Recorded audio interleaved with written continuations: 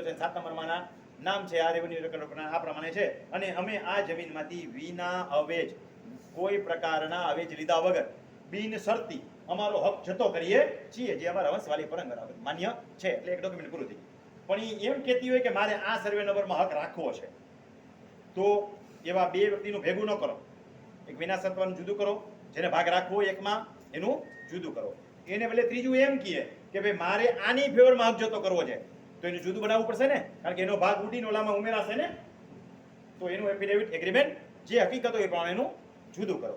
આટલું થઈ જાય પછી હક કમી માટેનું અરજી ફોર્મ જે છે એ દાખલ કરી દો કે ભાઈ જે સગીર હક કમી અહીં અરજદારનું નામ, સરનામું, હક પત્રકે નોંધ દાખલ કરવા, આમ ગામ ખાલી જગ્યામાં નીચે મુજબ ખેતી જમીન ધારણ કરીએ છીએ 1007 નંબરમાં જે હોય પણ એ વિગતવાર લખી નાખો. પછી કાંઈ નથી, લીટીઓના ક્રમમાં જ બતાવવાનું છે. ઉપરોક્ત પૈકીના ક્રમ નંબર 1 ના એ જમીનનો પોતાનો હિસ્સાનો હક ઉઠાવી લીધો છે. 1 નંબરના એ, 3 નંબરના એ, 5 નંબરના એ ભેગા લખી નાખો. 1, 2 અને 5 વાળા, 4, 5 અને 6 વાળા જેને હક કમી કરવો એ લખી નાખે. આ નામ પૈકી